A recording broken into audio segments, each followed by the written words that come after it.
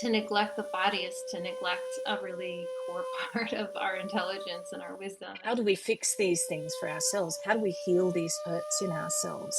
Paying close attention to our body, listening to our body can be a very challenging thing. In meditation, there is this letting go of all the things that I might hold in my mind about my body. Like, I want to reclaim my body and find the beauty of who I am, because I am beautiful and bodies are beautiful. All types of bodies are beautiful. Regardless of your gender, regardless of who you are in the world, the health and well-being, mentally, physically, emotionally, of the women in your lives matters. Welcome, friends, to the Reiki Women Podcast, an exploration into the profound depths of the system of Reiki from a Japanese spiritual perspective and how that relates to our modern lives. We are keeping it real to Reiki's origins, challenging the New Age stereotype that things like crystals, chakras, and angels are authentic aspects of the system. I'm Bronwen Logan, and when I'm not writing best-selling books about the Japanese system of Reiki, 75,000 readers and counting, I'm here debunking outmoded Reiki myths and coaching individuals and groups through my website, Reiki with Bronwen. And I'm Michaela Daystar, lead teacher and weaver of Heartscapes Reiki, connecting the dots between Reiki and environmental and social justice, because our individual healing cannot be extracted from healing relationship with the collective and with the land. And I'm Carrie Varela from the Reiki Healing Society, here to help you transform your Reiki practice into a thriving, prosperous business. Because while passion fuels your purpose, it's time to make it sustainable, authentic, and beautifully you. We're three women diving into the heart of Japanese Reiki. We're building a community that centers women's voices and inspires well-being. We're not just for women, we're for everybody. Come join the conversation. Hi, and welcome to Reiki Women Podcast. Today we're going to be listening to our bodies, or at least talking about that, and possibly doing a little listening in as well. So, in what way does the system of Reiki support us in listening to our bodies? Michaela is going to tell a little bit about what we're up to this month, because we have a special series for you. Michaela. Yeah, so all through the winter, we have been in wonderful conversations with folks from our community whose work or their passions in the world are at the intersection of practicing Reiki and working in realms of women's health. This is a topic that's really dear to the three of us and of personal interest to us. And it's been really exciting having these conversations, doing these interviews with folks who bring together the worlds of Reiki and the worlds of women's health across a wide spectrum of topics. And we're going to bring those interviews to you over the next few weeks as our weekly podcast, and as a way to open the year with a special focus on a topic that impacts you regardless of your gender, regardless of who you are in the world, the health and well-being, mentally, physically, emotionally, of the women in your lives matters. And so we're really excited to bring you that series that we call Radiance, and you can take a look out for that starting probably in our very next episode. So we're excited to bring that to you, and we thought we would open that series by doing some reflecting on that ourselves in this topic around listening to our bodies and how the system of Reiki both supports us in doing that and kind of requires us to do that, to be in the practice in an integral way. And so, Carrie, I'd love to pass it over to you to just help us kind of embody this topic by beginning with some practice together. Yes, and I'm so excited about our new series, Radiance, and the conversations we've had so far with so many amazing women. So I'm so excited about it. And I think this whole notion of listening to our bodies feels like a great introduction. It was Bronwen's idea, by the way, to this whole topic of women's health and wellness and Reiki. So, before we go further into the conversation, I just thought it'd be nice for us to take some breaths together and center our awareness into our body so that we feel that kind of receptivity physically and on all the levels of our being as we kind of share our wisdom around listening to our bodies. So wherever you are, just take a moment, close your eyes, and take in some deep breaths.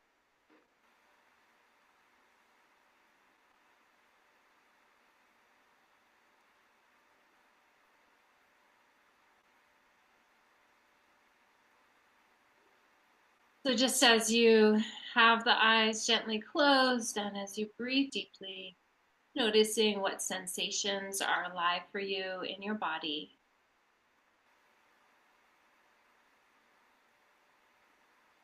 Maybe there's a sharp sensation of some tension or pain in the body, or even some place where you're feeling stressed.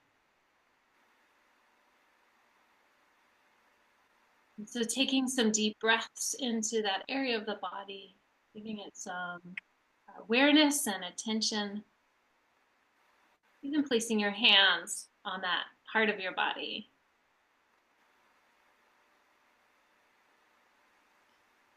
Focus the power of your breath into that area. And perhaps just asking your body what it needs, what it's trying to tell you through this sensory awareness that you're feeling.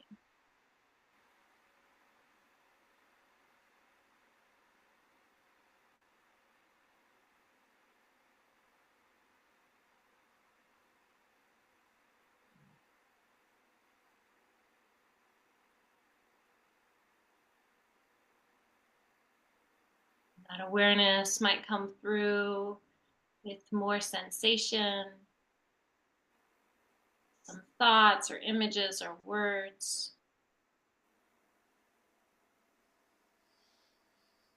Holding space, just listening to your body.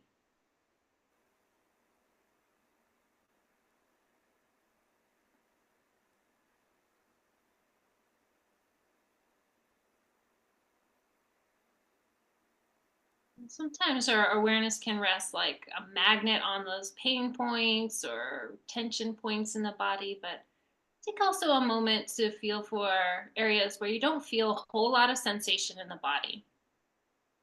Maybe you might feel a little bit more numb or disconnected from that area, a different area perhaps. So taking a few breaths to any place where you feel a lack of sensation.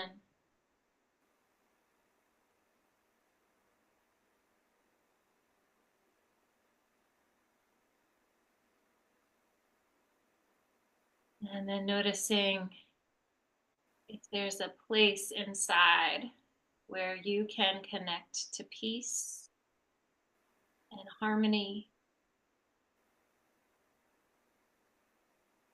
safety, passion, love.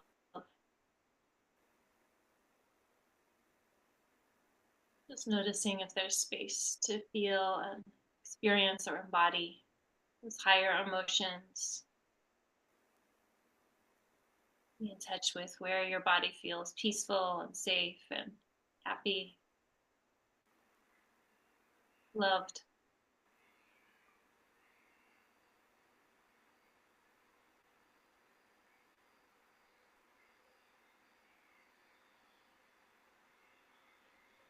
And if the hands are somewhere on the body, just offering your gratitude for your body, all that it does for you, offering gratitude for whatever wisdom was imparted to you in this just very short, brief body check-in.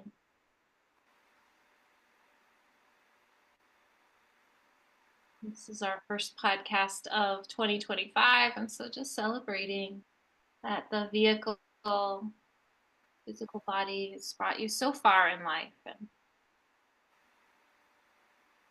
celebrating all that your body does for you.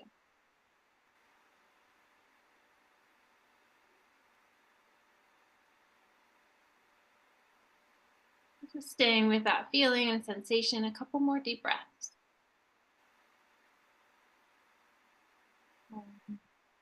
When you feel ready, go ahead and just open your eyes.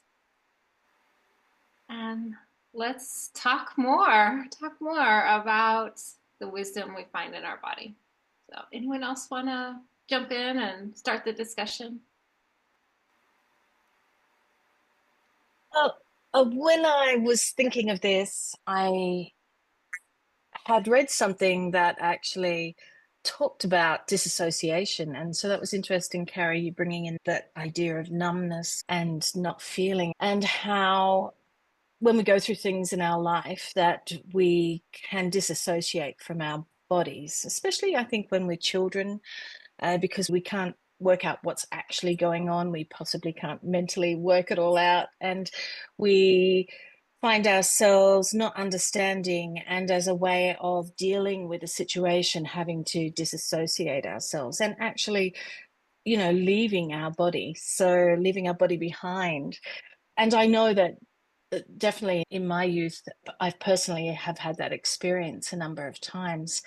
And I wonder about how we remedy that. And I think the system of Reiki can really support us with that. Even just that very simple act of placing the hands on the body, that physicality of that is a really beautiful, supportive thing to do for ourselves. And I know when I first studied Reiki that there wasn't much of an emphasis on self-practice, and yet that sort of, it feels to me like that's become the practice, the self-practice. And I can see how incredibly important that is. And just like I said, just placing the hands on the body and feeling okay about the body. There was something I was just reading lately about women and this idea of disassociation and shame of ourselves that we have. And I remember actually when I was in primary school, I had short hair and I used to get called bald eagle. I think everyone has their own experiences of being picked on at different times. And I had no idea how to deal with that. And it had to do with what I looked like. So that was very confronting. And I didn't know how to change that or shift that. I remember my mum perming my hair. So putting curls in my hair. Like I was trying to be less bald eagle, more feminine, or whatever it was that whatever was going on there. How do we fix these things for ourselves? How do we heal these hurts in ourselves? And as I said, I think hands-on healing is showing love to the self. And that is something that I think when we're younger, we don't know how to do that. And yet there is that very natural thing of making connections. I used to have a dog and I'd sit with the dog and the dog would hug me as much as I was hugging the dog, because I was getting then that unconditional touch and sensation and love that was really supportive. And we can bring that always back to seeing how the system of Reiki works. And even if it's with animals or with us humans, human animals, I think it's really beneficial, just that idea of touch. And if we can keep to a routine and really keep this idea of I am going to care for myself every day.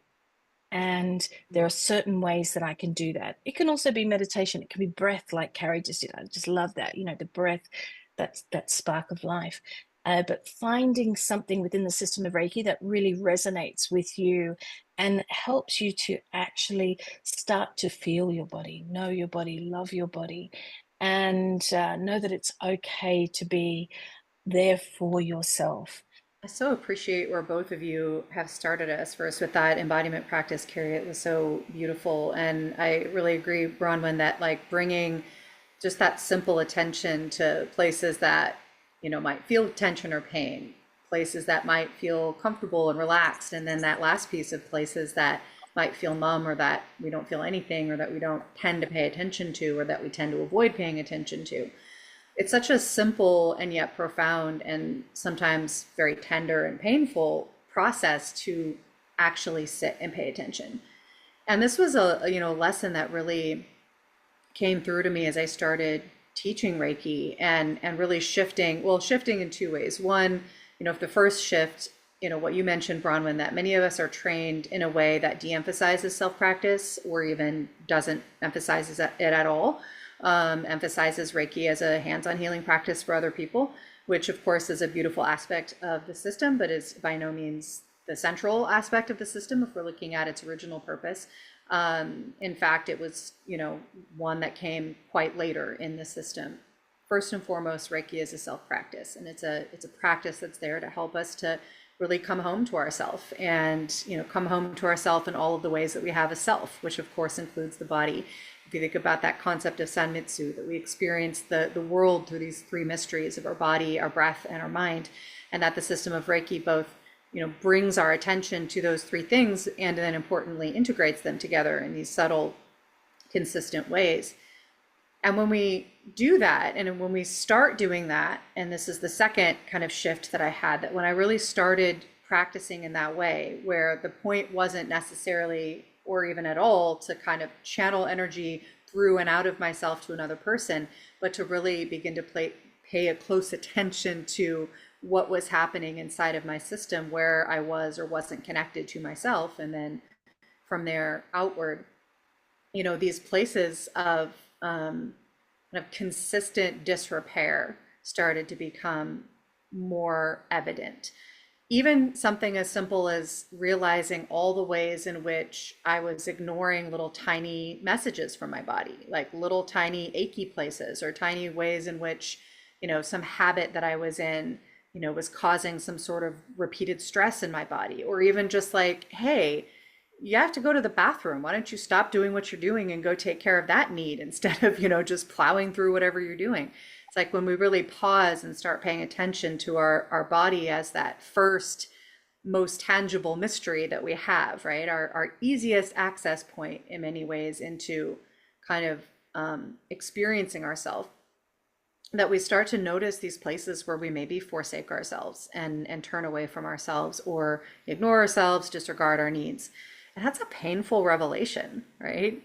On the other hand, we start to notice the places that are really alive, that are really resourced, that, as you said in the meditation, like do this tremendous service to us as a whole being, that carry us through our lives in really, really beautiful ways. And so there's this, confrontation that these simple practices bring us into, of the need to really address both sides of that spectrum and to integrate them, to come to a connected place where the places where we have forsaken ourselves, or that are still kind of carrying hurts, get tended, and therefore we can better notice the places that are in celebration, that are resourced. And when I started teaching those practices to other people, pretty much immediately, because once I started teaching in this way, the people who are coming to me are really, and consistently still are people who want this for self-practice. They may have a secondary desire to practice Reiki in other contexts and with other people, but really first and foremost, they're there to come into a different relationship with themselves, which I love. It's delightful working with that population of folks, because I am one of them.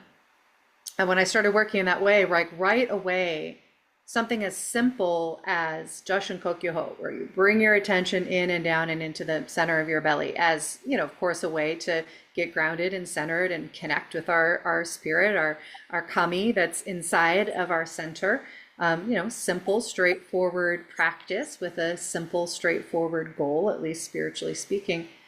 And it's like I shouldn't have been shocked, but I was, how many people struggled to do that. And it wasn't because they were distracted. It wasn't because they didn't understand. It was because going inside and paying attention to their bodies, and especially going there into the bellies, and particularly for women, going into this womb space, into the gut, into the belly, and having to relax the muscles in order for the breath to come into the belly, which means the belly gets bigger. And now all of the stories about how, oh, my body is too big, and I've been holding it tight and sucking it in and trying to make it look a certain way, and you're telling me I need to expand it and take up more space? No, I couldn't possibly do that. These sorts of resistances started coming up right away. The way in which going inside to that centered place brings up loneliness. It could bring up shame. It can bring up, old painful things. Something as simple as paying attention to our body can have so many rippling effects.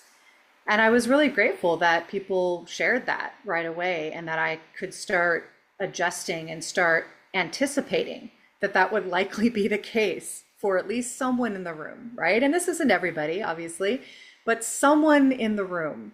If I'm working in a group of people, someone in the room will likely struggle with this simple act of paying attention and listening to the body.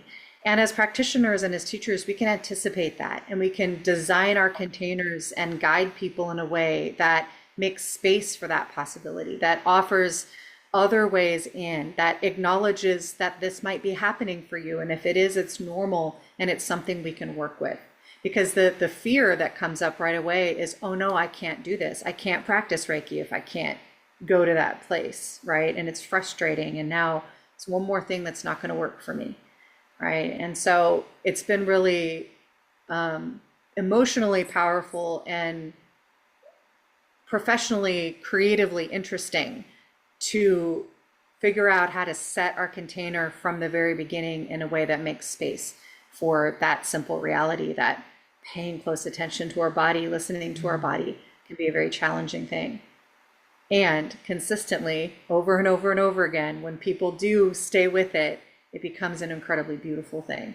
And it becomes that gateway into these deeper places that people are here to find, right? That they're here to look for. There is this threshold that we have to walk through sometimes in order to get to those deeper places. And sometimes it's as outwardly simple as focusing our attention in our belly, but underneath that are many layers of things that don't feel very simple necessarily.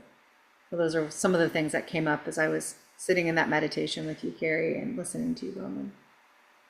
What comes up for you, Carrie? Well, I totally can relate to all of that. I mean, just we have such a, thank you, Bronwen, for bringing up dissociation and, this really, really insane external worldview on what our body should look like. And it really can disconnect you very quickly from your body, as women, as just anybody, there's so much emphasis on the physical body being, about appearances, but it's so much more than that. It is like the very essence of your aliveness, right? And we have so many layers of societal judgments and prejudices against people who have different body types and are just naturally going to have different body types. So, in my life as a yoga instructor, I just felt like I've had to, confront so much of my own body dysmorphia. And I know we're going to have one conversation with an amazing person in our Radiance series, Marla, about all the lots of different facets about our body. But I was looking back at some of photos from, now that I'm in my 40s, I have a chance to look back at these photos and experiences I've had in my 20s and 30s, and I remember the feeling of those photos was like, am I too fat? Obsessing over the width of my arms and the width of my belly and all of these things. And I realized that I could spend my whole life thinking I was fat, and just judging my body as that in every picture and any circumstance where I see myself. And that could be to just really sit at every, corner of how I see myself. And it's just such a disappointment. So once you realize that, you're like, God, I don't want that. I don't want that worldview. I want to reclaim my body and find the beauty of who I am, because I am beautiful and bodies are beautiful. All types of bodies are beautiful. And I think that Reiki as a practice can really help us find that. And for me, a big aspect, on a complementary side of this is movement is medicine for me too. And I happen to have a very frenetic mind. I'm really on the ADD spectrum, so I'm always kind of bouncing around here, there. So many creative ideas I have in my mind. And I need embodiment. It is medicine for me. So, a yoga practice, a cycling class, just any sort of movement, fitness oriented, or even relaxation oriented class, it just gives me this balance that I can't, and it's the self-regulation. I can't find that often just through doing Reiki. Sometimes I can. But I need that physical aspect. And I find that physical aspect can be a really good way to help balance just strong feelings of energy moving through my body, or just feeling overwhelmed in general. And, that task of like getting out of your head and into your body, it is like the most lovely journey. I love that. Love that feeling when you're like, my mind's spinning around in a million different circles, and then suddenly, like, you give your body what it needs, and there's this ease and this presence and this centeredness that I think that feeling is everything. And I know that that's why I've chosen this path so much for my own, self, is that this is my medicine. This is what helps me show up and be my best self, is that I can, listen to my body. I can access the wisdom of my body. I can ground my frenetic mind into my body.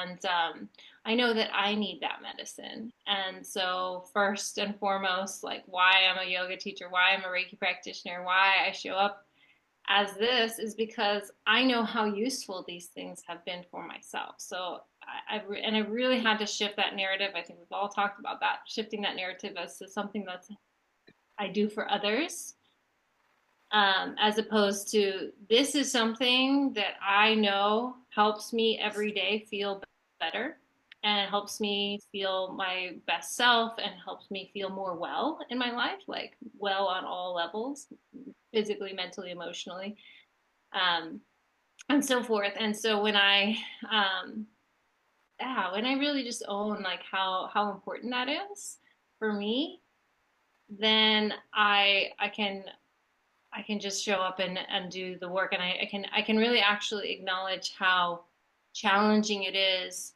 for anybody in the world, and in particular women who need that, like who need time to step away from the busyness of life, who need moments to connect and just be peaceful and quiet and ground their body, or need physical movement.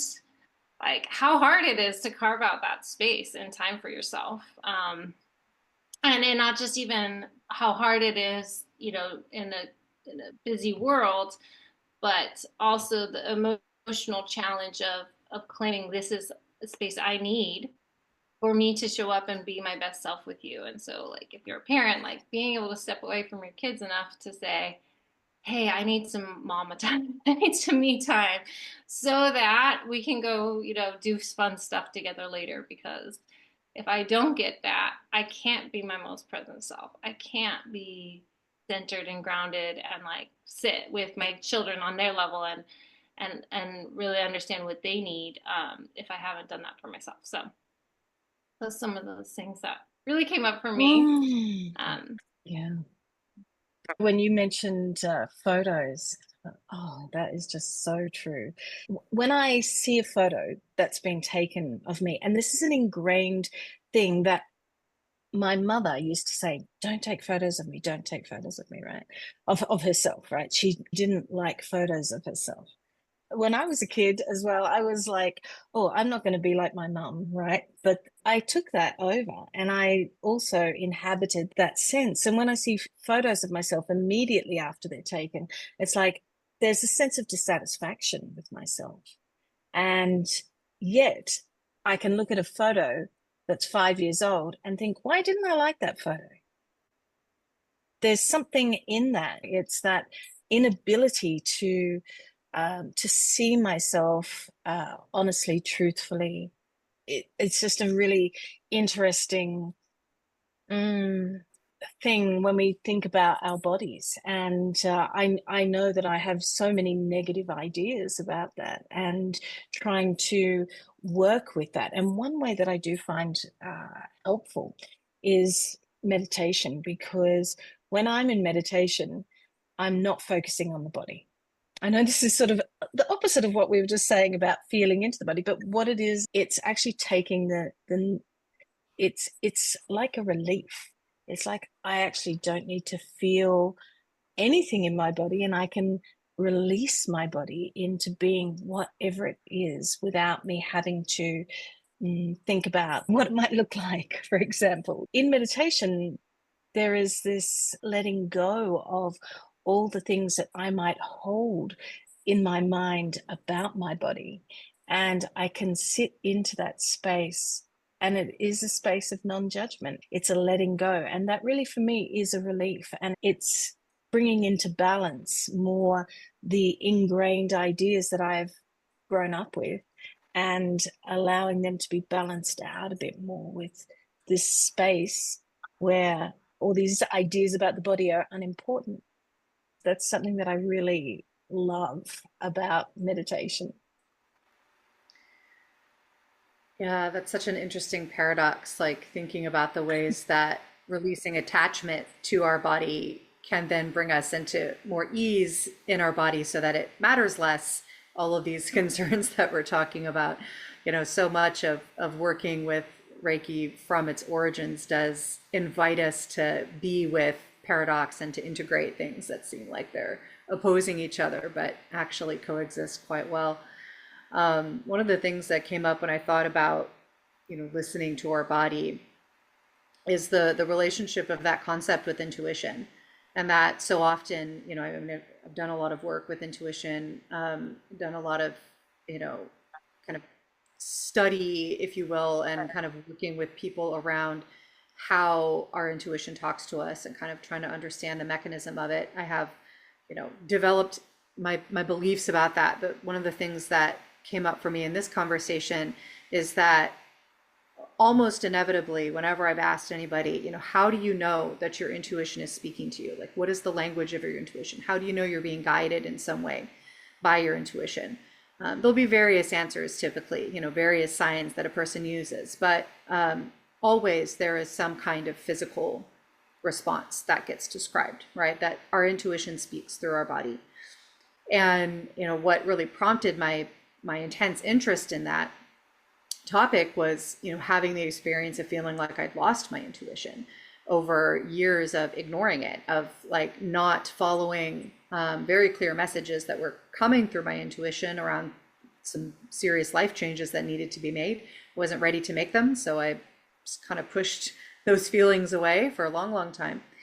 And, so many kind of cascading ramifications of doing that, that those subtle sensations and nudges that came through the body through, a tightening of the stomach or a rushing of the heartbeat or a change in the breath, a tingling on the skin, goosebumps, all of these physical sensations that get described as messages that are coming through our body. Of course, our body in relationship to our emotions and relationship to our mind and to the world around us, when we ignore them, they tend to intensify, and then they tend to kind of calcify and get harder and get more intense. So I had, a number of like physical ailments that started developing that were directly associated with those subtle cues that I had been ignoring. And, when I kind of came to the other side of that experience and, really decided to take a look back, what seemed to be true to me is that I'd lost my intuition. Of course, I hadn't lost my intuition, but it had gone into this dormant space or this place where I couldn't quite communicate with it anymore. And my Reiki journey really started with that question of how do I reclaim my intuition? And what I know now that is a big part of that question was really, how do I better listen to my body? Like that was, at least a core component of that larger question. And that, there's been cycles of my life where there's very clear things that my body is telling me that I'm not, well, either I am or I'm not responding to, right? Both experiences. Times when, I was like, what are the times when I've really responded to something that I've heard, coming through my body? And that, I'm happy to say is a much, much more normal thing for me now. But even just over the past year, I've really had to refocus attention on certain kind of chronic pain things that were coming through my body that I was ignoring, and just kind of accepting as like, well, I guess this is normal now. Let me just kind of learn to dissociate from that pain in my hip and my knee. And, just really coming to a place of feeling, first of all, a lot of despair around like accepting chronic pain as my future. And then also realizing that I felt out of integrity with my Reiki practice and my Reiki teaching, right? Because so much of that is come into yourself, listen, pay attention, and then respond from a compassionate place. to what you notice. And I wasn't doing that around this particular experience that I was having. And, there's reasons for that. The solutions to this problem felt very daunting. They felt very out of reach. It felt very scary to kind of embark on changing certain things about lifestyle and spending the money to go to a chiropractor and all of the things. But those things were all, in the tangible world and, can be dealt with as long as you get your mindset in the right place.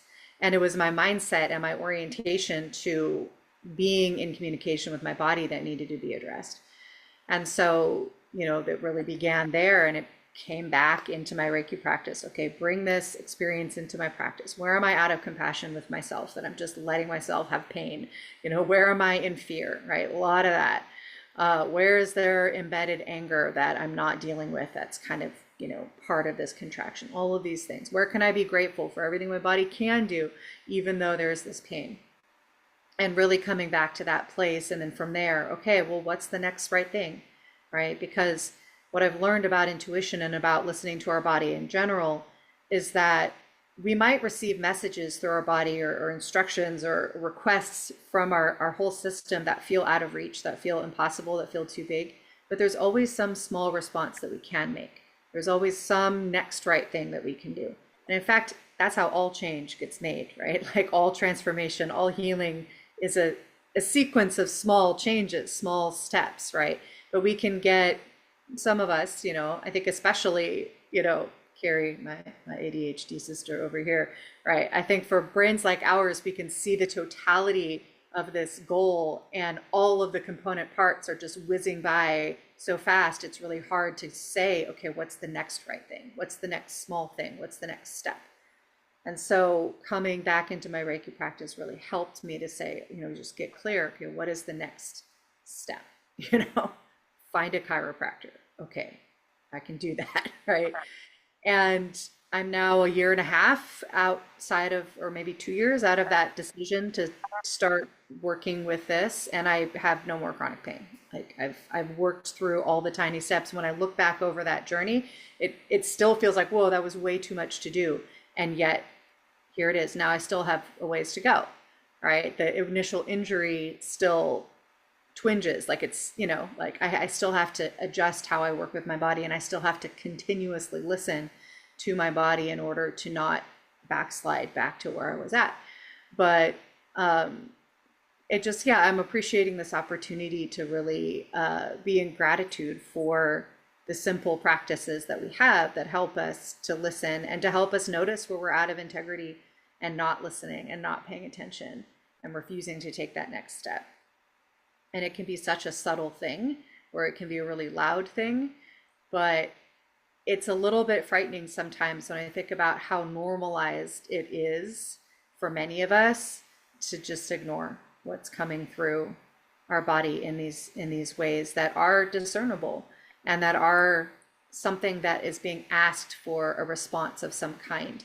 And it always helps to remember for me, and it's something I'm regularly sharing with other people. It came up in my Okuden class yesterday, that it is tiny incremental responses, right? Listening and responding, listening and responding, listening and responding over and over again. That gets us to where we need to be. And that there's a part of our mind that might feel frustrated by that, by the slowness of it, the tininess of it, but ultimately so much less frustration because we actually get somewhere when we embrace that kind of subtlety. So that piece wanted to come in, that connection between the intuition and the invitation to listen and respond in manageable, achievable ways repeatedly over and over again for our whole lives, because our body will always have something to say.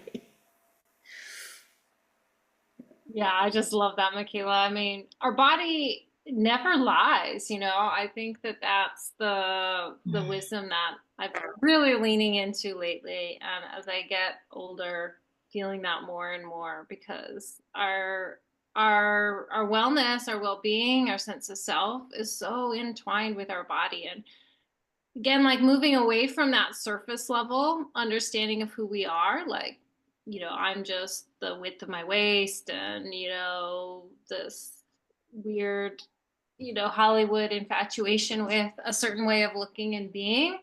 Like, our bodies are actually this evolutionary marvel.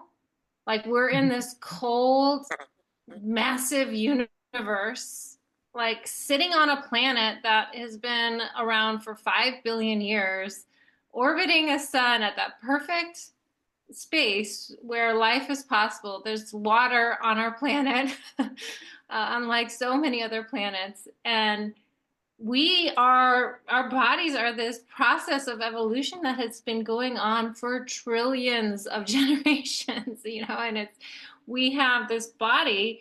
It doesn't even matter what it looks like. It is this gift from our ancestors and it tells the story of every single thing that's lived before us. It is like the ultimate technology of aliveness, of the universe's creative power, and we're a part of that. And the Reiki, precepts and the practice and system of Reiki remind us that, like, all those amazing things that made a galaxy, made a solar system and a universe, like, we are that. We are just entwined, perfectly symbiotic with all things and with aliveness itself.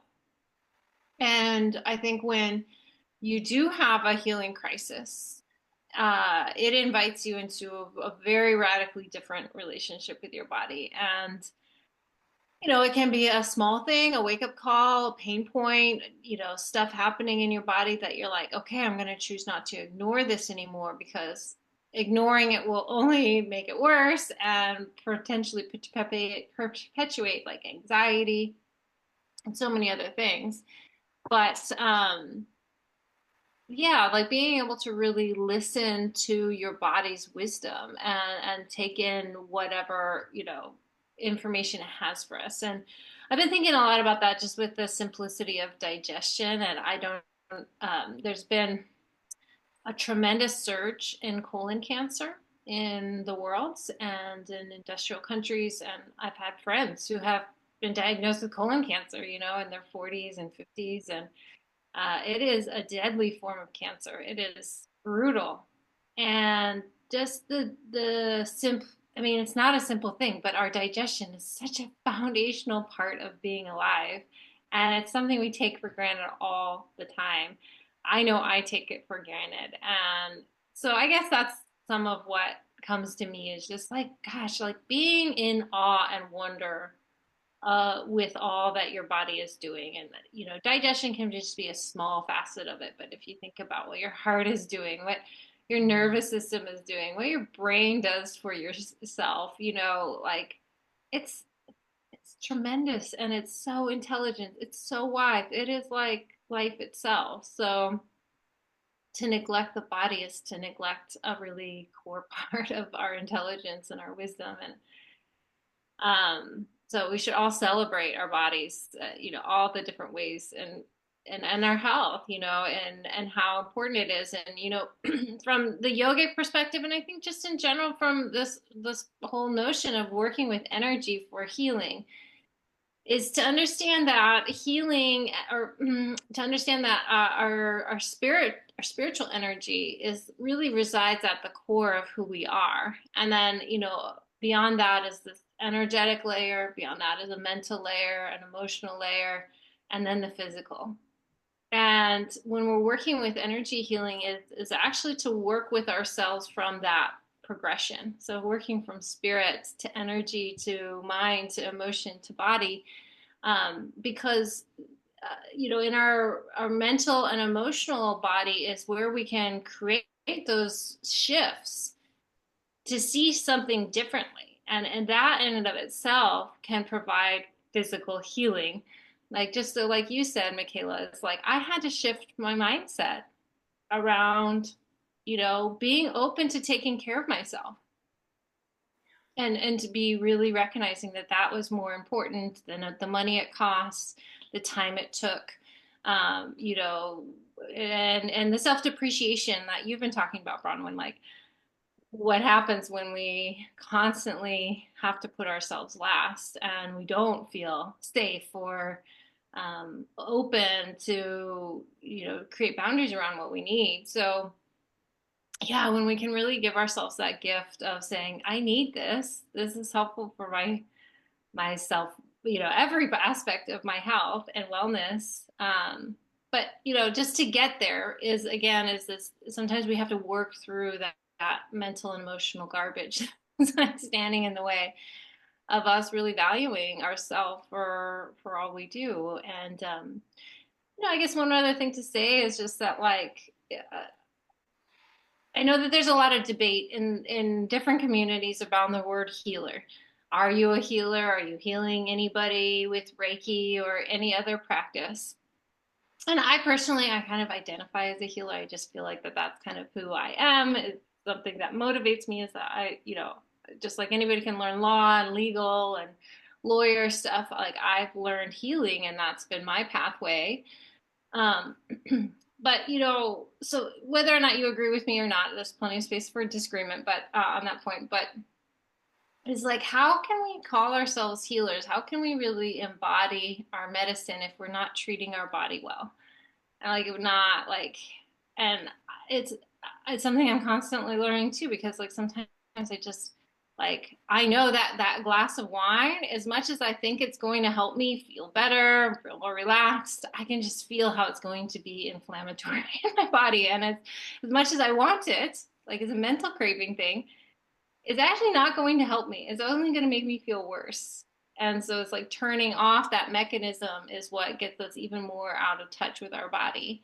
Um, and so respecting the fact that sometimes our body's like, no, hold off. No, I can't be eating that, or I can't be drinking that tonight, or through the month of January. I need this time. And so like really learning how to be kind to our body as a way of embodying that whole notion of healing itself. I think a lot of healers, we struggle with that. I definitely have. And it's like, shifting that mindset, it can really open up a lot of doors for our own personal growth and our own journeys. Thank you for bringing in all that awe for the body. That was really beautiful. And it really brings me around to that precept, or the beginning of the precepts, or the holding of the precepts for today only. So being present, and in that presence, taking all that wisdom that I've heard today and just really sitting in that present moment with ourselves and being here. So thank you both for all those great ideas of how to support our bodies and listen to our bodies. And we've got so many more wonderful things coming up this month, and we're going to be hearing from so many fabulous guests about ourselves, about being women, and our health systems in all sorts of ways. So not just the body, also the mind, everything. So I'm really looking forward to that. And we'll be seeing you at the next podcast. Until then, bye.